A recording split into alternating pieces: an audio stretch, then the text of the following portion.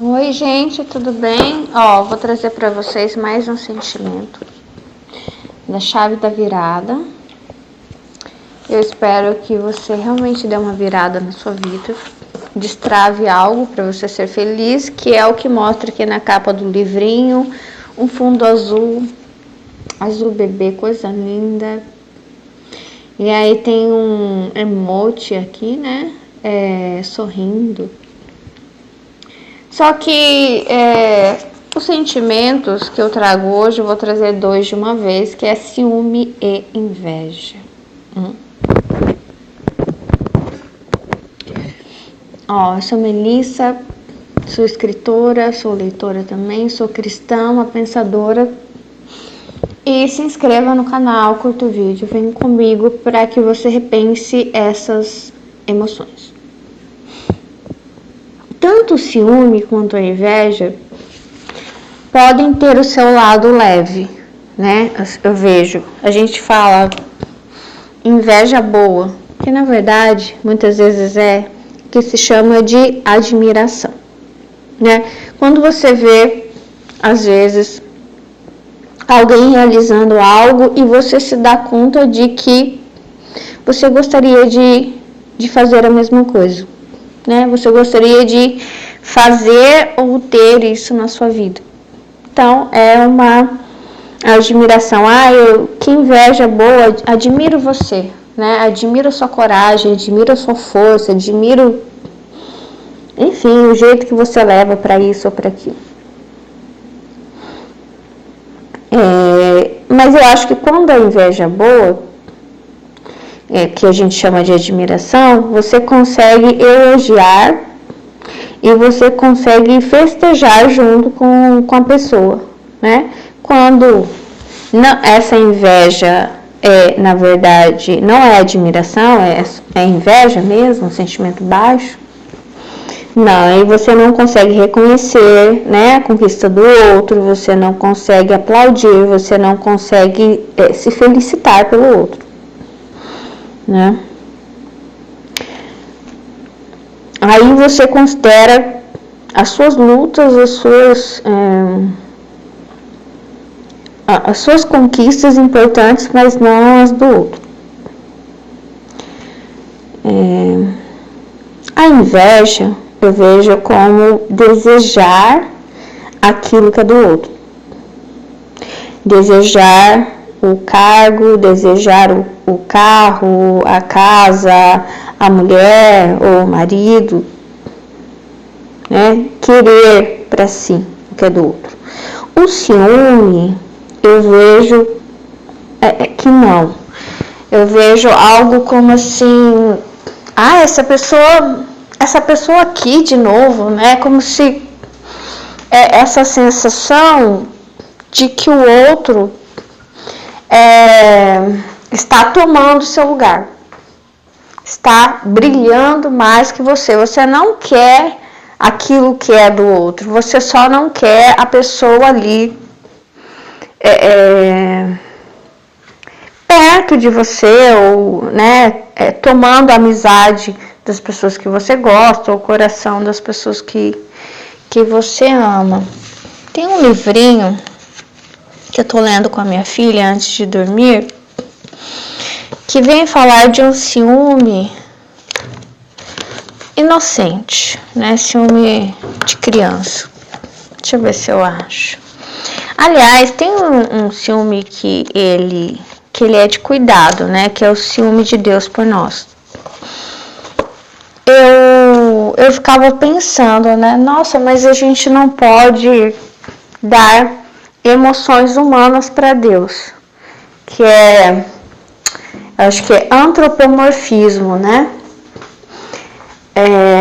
Só que eu vejo o ciúme de Deus sobre nós não como o ciúme que a gente tem das pessoas geralmente. Tá tomando essa pessoa de mim, igual, por exemplo, tem pessoas que têm um melhor amigo, uma melhor amiga, e não consegue dividir esse melhor amigo, essa melhor amiga com ninguém.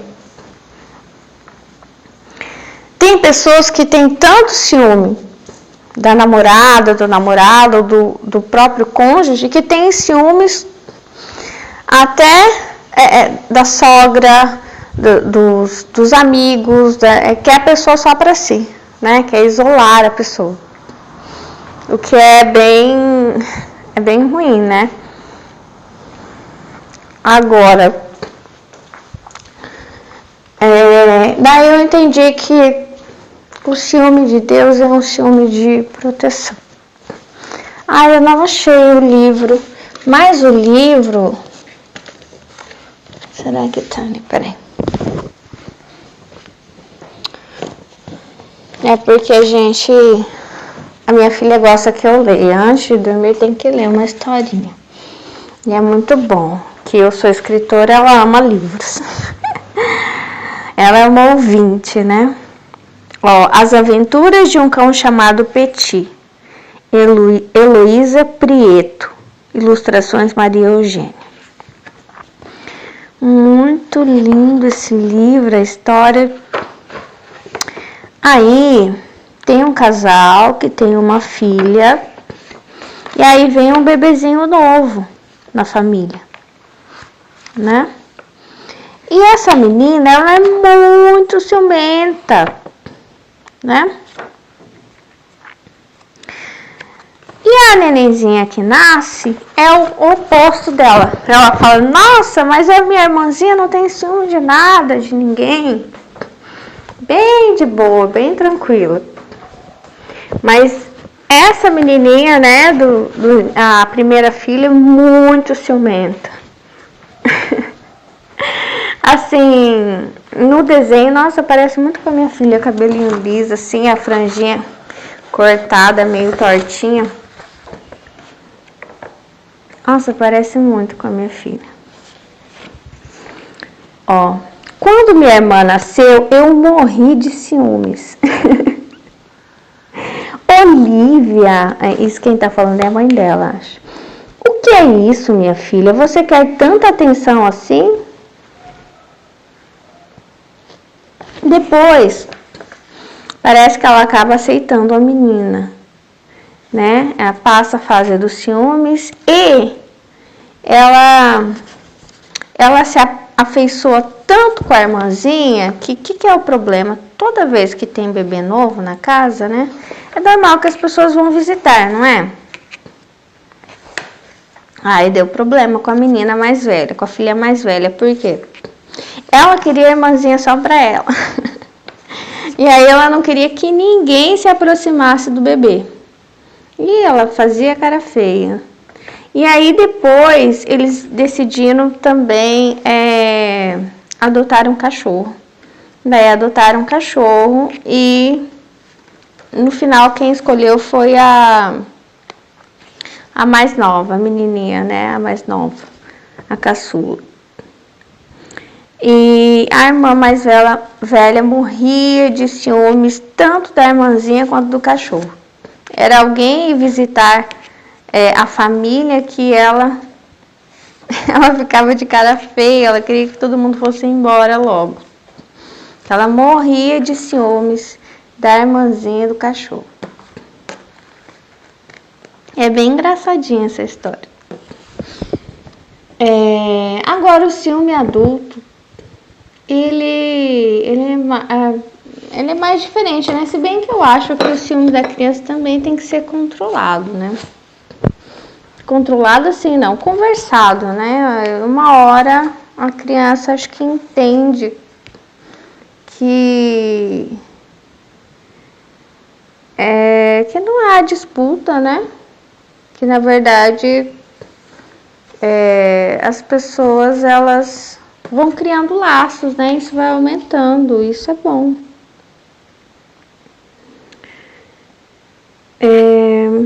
Só que eu acho que talvez na mente do adulto, às vezes é a mesma situação dessa criança que acha que vai perder, né? Quando alguém se aproxima, né? Para fazer amizade, enfim.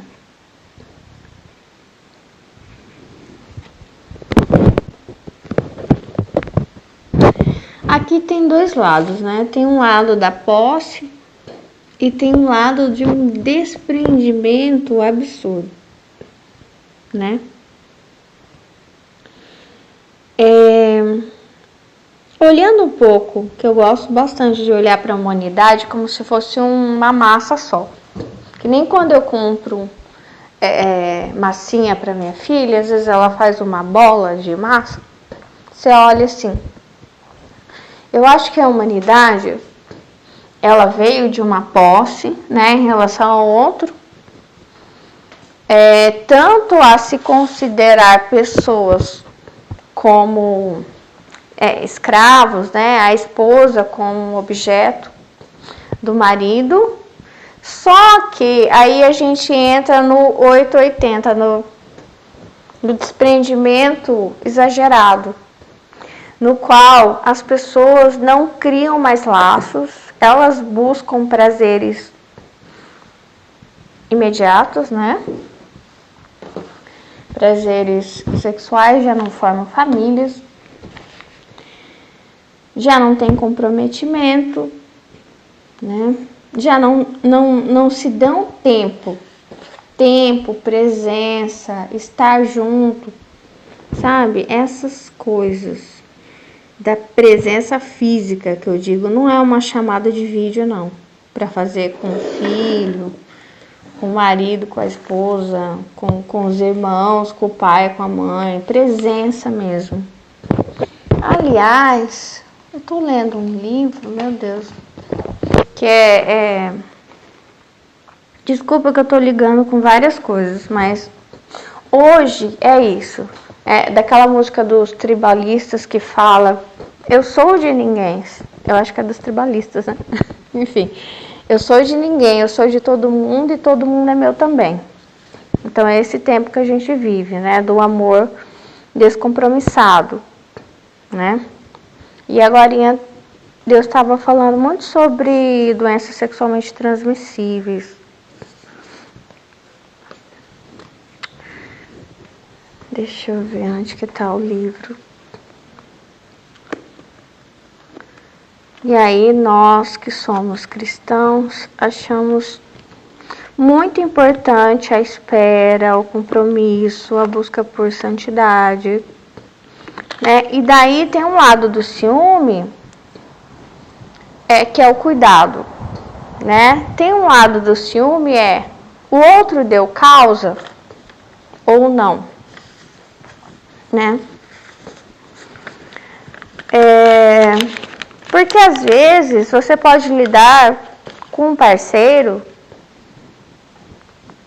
extremamente pérfido, sabe? Que usa das brigas para ter a oportunidade de se fingir de solteiro, né? Ou de solteira.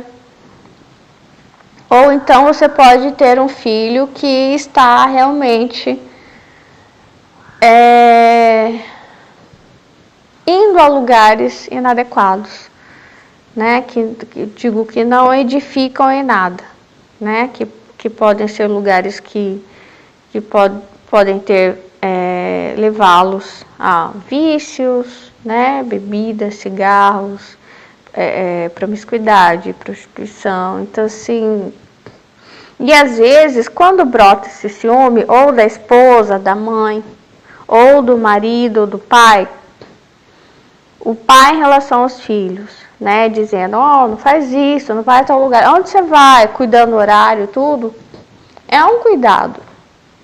Da esposa em relação ao marido, o marido em relação à esposa, é um cuidado. Só que eu acho que você não pode casar com uma pessoa que se comporta que nem um adolescente, né, que qualquer coisa, né, eu lembro que minha mãe, ela falava bastante sobre isso, que ela tinha amigas que sofriam com isso, que tinham esses maridos que se comportavam como adolescentes. Então, eles criavam a situação de briga ou a briga acontecia. E aí, eles se davam o dia livre, né? O dia ou o final de semana livre. Eles se vestiam e se comportavam como solteiros naquele final de semana ou até que a briga acabasse. E elas ficavam em casa chorando. Ou seja, não é interessante. E às vezes daí o ciúme brota com uma sensação de injustiça, né? Como, sabe, um pacto quebrado, um compromisso quebrado. Você está quebrando o compromisso comigo. Ou você pode sentir que o compromisso está sendo quebrado sem que você tenha visto nada, sabe? Deixa eu ver onde que tá. Aqui. Eu acho que é esse. Porque parece uma coisa, né? A gente sente que está sendo traída. Ai, ai.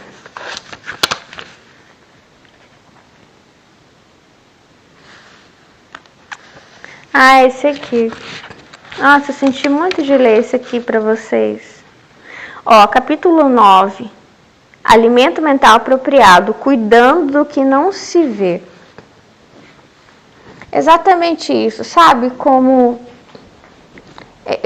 eu tava vendo agora que eu disse pra vocês, às vezes você não vê, né? Mas tenham cuidado de um para com o outro, de não provocar ciúmes no outro. Isso é cuidar do relacionamento. O filho também tem que ter cuidado em relação aos pais, de não deixá-los preocupados. Eu vi um vídeo até que foi engraçado. A repórter estava na casa da mãe, a mãe desesperada, colocou... foi a polícia, procurou o telejornal da cidade, tudo, em busca do filho que estava desaparecido. E o filho estava bem, só simplesmente não deu satisfação. E aí ele chega no meio da reportagem e nem fala nada. E então, assim, tem que ter esse cuidado um com o outro, né? De não iniciar conversas, né? Com o sexo oposto, que não sejam estritamente profissionais, né? Ou, enfim, que não deem deixas para infidelidade. Porque eu acho que a infidelidade, ela muitas vezes não é algo planejado. Mas a pessoa vai dando brecha, vai dando brecha, vai dando brecha. Ah, não, vou encontrar só para tomar um café. Não, só para conversar. Não, vou desabafar com a fulana, ou vou desabafar com o fulano. E aquele ombro amigo se torna o pivô de uma separação depois da destruição de uma família.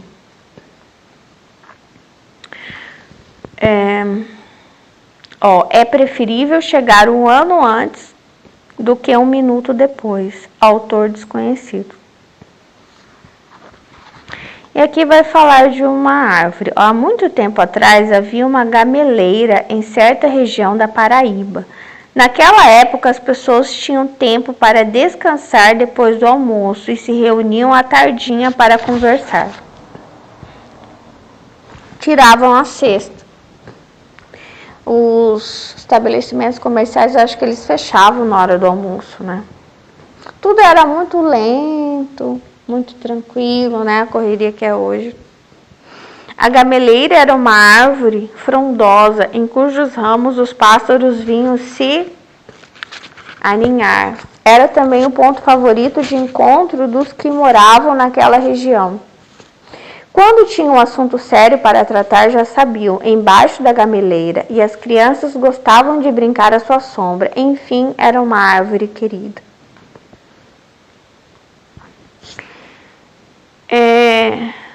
Enfim, vou continuar aqui. Certo dia, alguém percebeu que havia muitas folhas caídas. Será que a gameleira estaria morrendo? Nem se podia imaginar que isso viesse a acontecer. Passaram-se alguns dias e agora havia mais folhas no chão. O comentário correu entre os habitantes daquele povoado. Porventura, a gameleira estaria morrendo? Impossível. É a época. Não demorou muito e as pessoas que moravam por ali perceberam que já havia vários galhos desnudos. Não é possível que a nossa gameleira esteja morrendo. Entretanto, as coisas não aconteceram como se desejava. Pouco tempo depois, quase não havia folhagem na copa daquela árvore. Era sinal de perigo, e ninguém deveria esperar por mais tempo. A gameleira precisava ser salva a todo custo. Foi então que chamaram um especialista. À primeira vista, tudo estava bem. As raízes se esparramavam por todos os lados, aparentando solidez. Mas a árvore já estava praticamente despojada da folhagem. Era melhor descobrir o que estava acontecendo. Foi quando começaram a cavar em volta das raízes. Várias pessoas se prontificaram para ajudar. Cavaram muito, sem nada descobrir. Porém, persistiram e finalmente, bem no fundo, descobriram algo que ninguém imaginava. Pequenas formiguinhas em grande quantidade subiam e desciam pela parte interna do tronco. Estavam lá, bem no âmago daquela árvore, corroendo a seiva, sugando-lhe a vida. Não houve como salvar a gameleira. Ela morreu.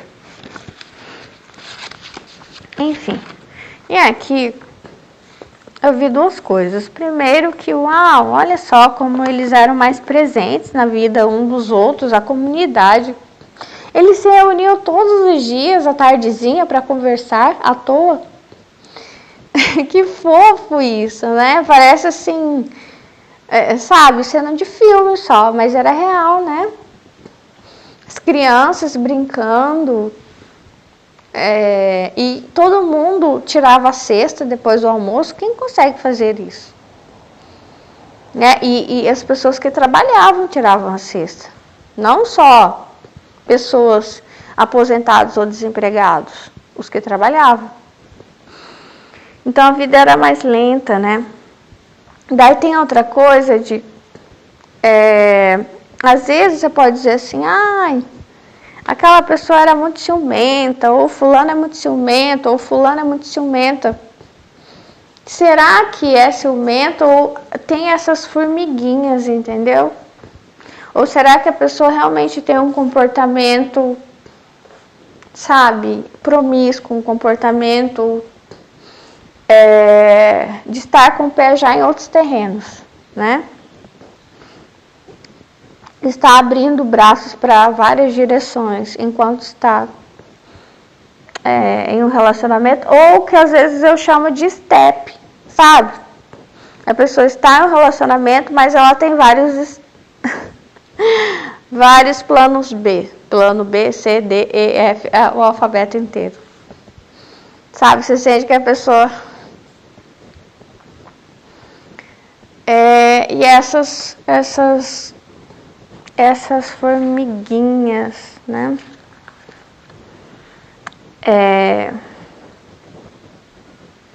Mas isso tudo que eu estou falando aqui não condiz com o que hoje as pessoas acreditam, né? Em um amor. As pessoas acreditam em relacionamentos desinteressados, quer dizer, descompromissados, sem propósito, no qual você entra, você não precisa da pessoa, a pessoa não precisa de você, você não tem compromisso, você não cobra, a pessoa também não te cobra. É como um carro desgovernado, né? Para onde que vai?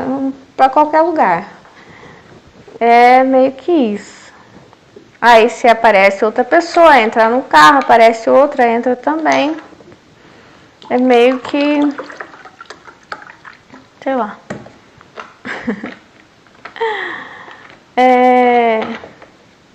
Mas para nós cristãos,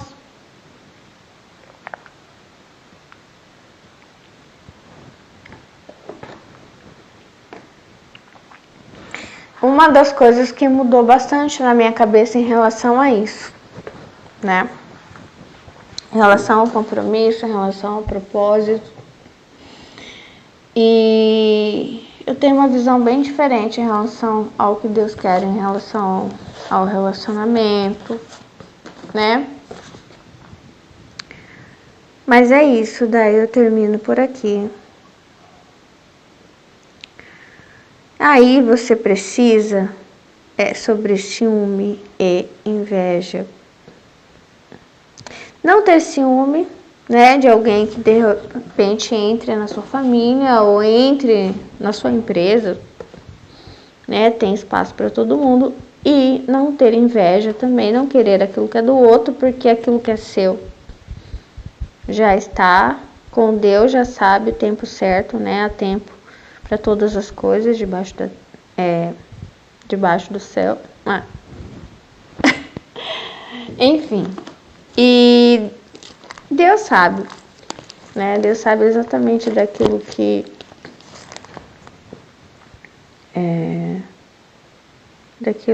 você precisa.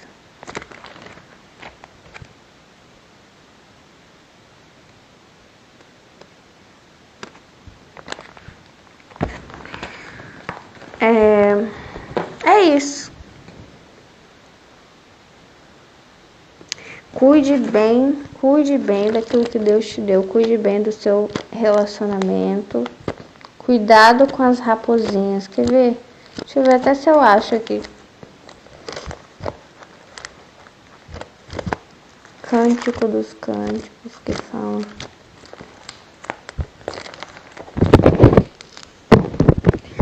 Eclesiastes 3:1. Tudo neste mundo tem o seu tempo, cada coisa tem a sua ocasião. Aqui ele fala no Eclesiastes 3:8. Há tempo de amar e tempo de odiar. É claro que aqui, por exemplo, se for coligar isso com o ciúme às vezes ele parece algo tipo algum sentimento dentro do seu coração que diz: eu odeio o seu comportamento me fere, que às vezes é o que a esposa sente em relação ao marido, né? Você está me envergonhando, né, perante as outras pessoas. Você não me respeita. E esse ciúme que brota de que o outro não está tendo cuidado com a gameleira, né? Que aquelas formiguinhas, né? Você não está vendo que tem alguém tentando invadir, né? É como se, às vezes, tem cônjuges que convidam o ladrão para entrar na casa. Entendeu? E dormem com o ladrão. Então, essas pessoas não são confiáveis, né?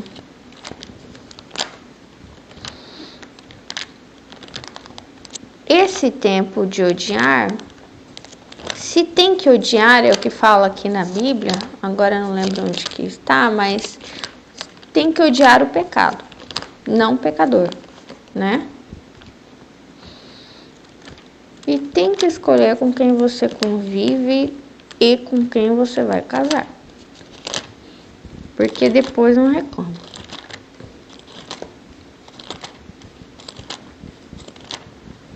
Porque eu acho que uma das piores coisas é você ser envergonhado, ainda mais publicamente, né?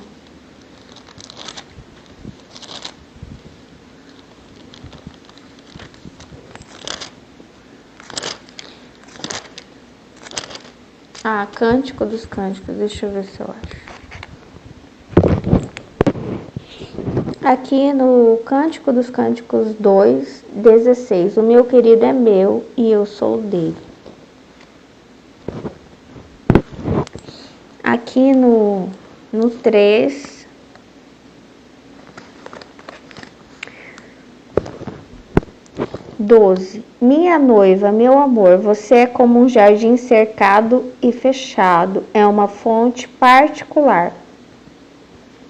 É sobre isso, fidelidade. Ela é só dele. Mas Salomão não era só dela, né? Mas aqui no caso, nós acreditamos que ambos merecem essa devoção, né? Fiel.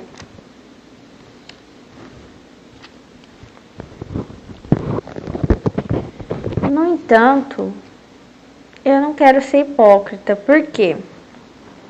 quando a gente fala de promiscuidade, prostituição, a gente sempre fala de pessoas que não acreditam em Deus, né? E isso fazia parte do povo de Deus, a promiscuidade e a prostituição, e começou depois da queda. Então o homem, através do raciocínio, da lógica, ele entendeu por si próprio e combinou entre os demais que a mulher continuaria sendo fiel, mas o homem não, né? E ele criou leis, que eu acho que está lá em, não sei se é Levítico, que cobrassem da mulher, e escreveu sanções também, dizendo que foi Deus que inspirou que só a mulher fosse cobrada de ser fiel, entendeu? Então, se é como esse carro que eu tô vendo, que ele vai andando, ele vai entrando uma mulher, entra a segunda, entra a terceira, né? Fica lotado. Eu lembrei disso por causa das mandrágoras, o que fala aqui Cântico dos Cânticos, e isso me lembrou. Eu não lembro se é Raquel, eu confundo o nome, às vezes, das personagens. Eu acho que a mãe de José, uma delas, quer engravidar e faz um acordo com Lia, né? Não sei se é a Lia que tem as mandrágoras ou a Lia que quer as mandrágoras. Mandrágora é uma planta que se assemelha a um bebê. Então, elas começam a dar as próprias empregadas para dormirem com seus esposos, para darem filhos para ele também, né? Como eu li hoje para vocês, eles tinham também a cultura de que quando uma mulher ficava viúva sem filhos, ela dormia com o cunhado para continuar. É como se eu estava pensando, nossa Deus, parece bastante com o método que eles estão criando, né? Por exemplo, um casal do mesmo sexo quer ter um filho, eles vão pegar um material genético por exemplo, 2 homens, daí pega o material genético da irmã dele, da cunhada. É bem semelhante com isso. É como se pensasse assim, ó, eu não aceito essa sentença de Deus de esterilidade, né? Nós queremos ter um filho, então a gente dá um jeitinho. E nem sempre eu acho que esse jeito agrada a Deus, como eu hoje li para vocês o caso da Tamar, né? Que ela demora muito para ela poder se casar de novo, e ela se veste de prostituta, vai para a rua e consegue as coisas da maneira dela, o que não é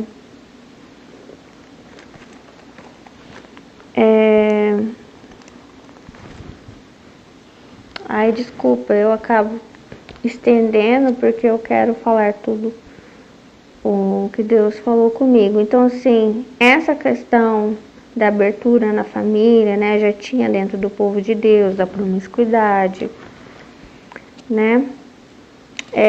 Um homem, quando ele tinha várias mulheres, não era considerado pecado, não era considerado como sujeira diante de Deus, só a mulher. Então, eles ficavam em um jugo desigual. O que fala hoje de jugo desigual é o que tinha dentro do povo de Deus, né? Ainda bem que Jesus vem e muda isso. Cântico dos Cânticos 6:2. O meu amor desceu ao seu jardim, aos canteiros perfumosos. Aí no 3 fala, eu sou do meu amado e o meu amado é meu.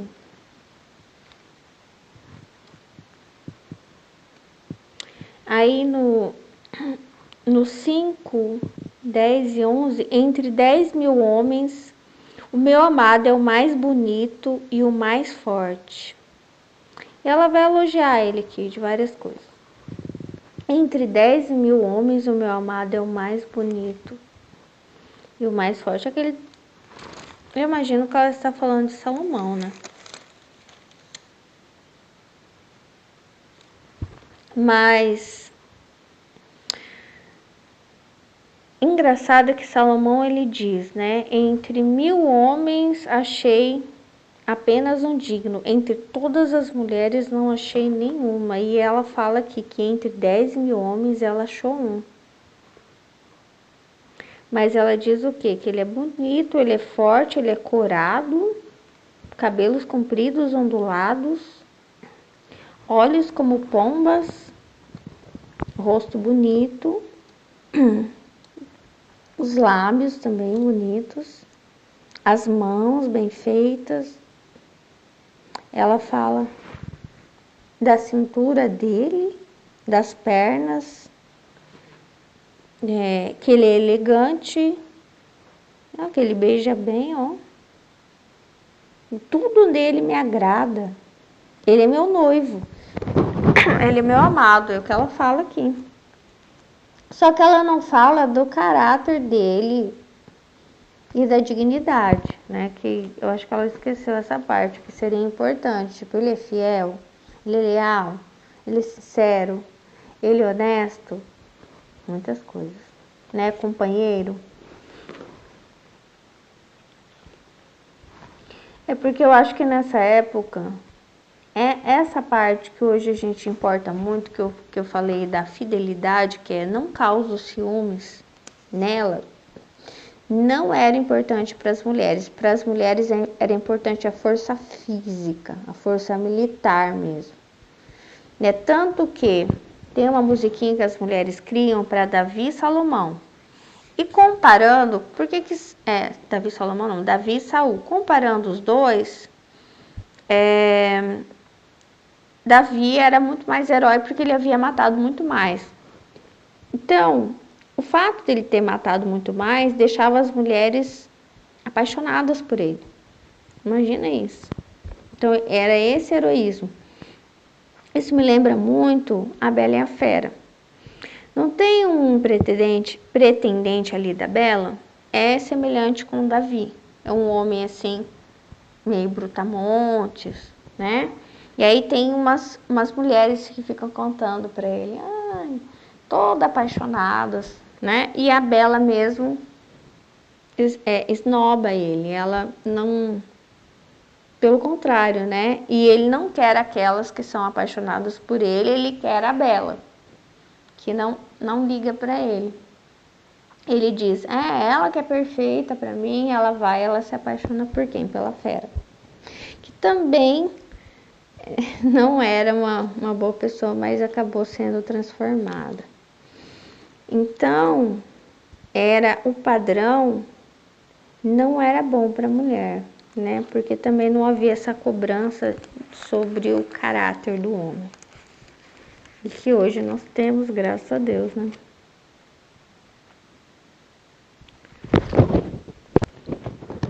O que a mulher deveria ser? Tem uma passagem aqui que fala o que a mulher deveria ser, né? É um monte de coisa, é muita cobrança. Ela tinha que ser bonita, ela tinha que ser submissa, ela tinha que ser proativa, né? A aprender várias coisas ali da casa, né? Ela tinha que ser honesta, fiel, então em relação tanto ao físico, ao trabalho, em relação ao caráter, né? E ele era essa parte da forte para guerra, forte para derrubar, para matar e eu acho que é em relação, eu não sei, eu acho que é em relação à fertilidade, por exemplo, gerar crianças, eu acho que a cobrança mesmo assim era dela e não dele. Porque não sei se vocês lembram, geralmente eles queriam homem, né, filho homem. Então quando nascia uma menina, geralmente dizia que era culpa da mulher. Mas o que a ciência descobriu? Que é o homem que determina o sexo da criança e não a mulher. Por quê? A mulher é XX, isso a gente aprende no ensino médio, e o homem é XY. Então, sai do homem um dos genes, né? Ou X ou Y. Então, vem dele o X, se ele der o X, vai ficar uma menina, XX, porque ela dá um X, ele dá outro X. Se ele dar o Y, aí vai ser menino, entendeu? Então, sim, era assim uma carga bem pesada de cobrança em relação a ela e pouca. Até hoje, né, que fala. Tem várias frases machistas. O filho é da mulher, você não vê que ele é homem, né?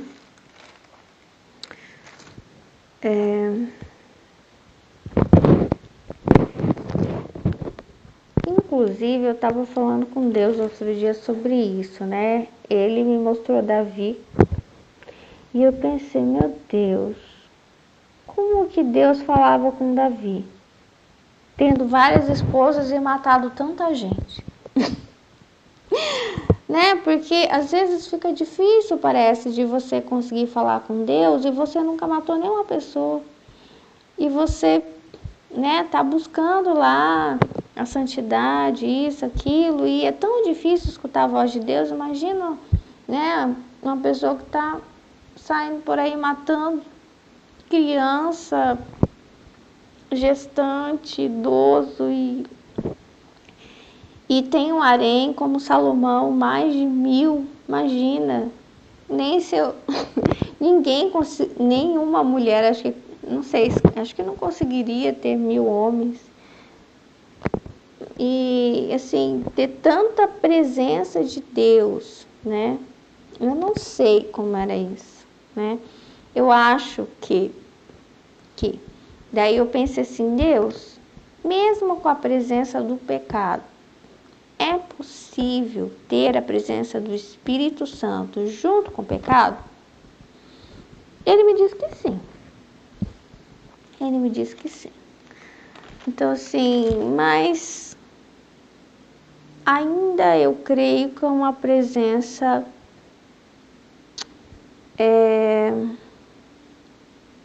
dupla. Eu acho que é uma presença dupla. É o Espírito Santo junto com a presença do inimigo. Entendeu? Como se as duas vozes às vezes se confundissem. Porque não sei, não creio que não é possível isso. Aqui achei sobre as raposinhas, eu vou terminar já. É na parte dele. Olha só, eu sempre achava que era ela que falava assim, sai essas raposas daqui, né? Estão em cima do meu amado, do meu noivo. Não, é ele, olha só. Ele tem o cuidado sobre o jardim dos dois. Cântico dos Cânticos 2, eu vou ler a partir do 10. Meu amor está falando comigo. Agora é ele que fala. Ela disse, meu amor está falando comigo, escute. Ele vai falar agora. Venha, minha querida. Venha comigo, meu amor. O inverno já foi, a chuva passou e as flores aparecem nos campos. É tempo de cantar. Ouve-se nos campos o canto das rolinhas. Os figos estão começando a amadurecer e já se pode sentir o perfume das parreiras em flor. Venha então, meu amor, venha comigo, minha querida. Você está escondida como uma pomba na fenda de uma rocha. Mostre-me o seu rosto, deixe-me ouvir a sua voz, pois a sua voz é suave e o seu rosto é lindo. Agora vem as raposinhas, Peguem as raposas, apanhem as raposinhas, antes que elas estraguem a nossa plantação de uvas, que está em flor. Então, assim, acabou o inverno, acabaram as chuvas, já aparecem as flores, o perfume das flores, e ele diz, vem, minha amada, agora é o tempo. Olha a nossa plantação de uvas, olha isso aqui, olha que coisa linda. Tá aparecendo várias raposinhas, Vou espantar daqui. É o que ele fala. É ele que cuida. Olha que lindo isso. É com esse homem que tem que casar. Você nem precisa falar nada. É ele que espanta. Sabe? É ele que cuida. Não é você que tem que falar. Né? Isso é muito bonito, isso é muito raro, isso aí é 1 em 1 milhão. Tchau, Deus abençoe vocês.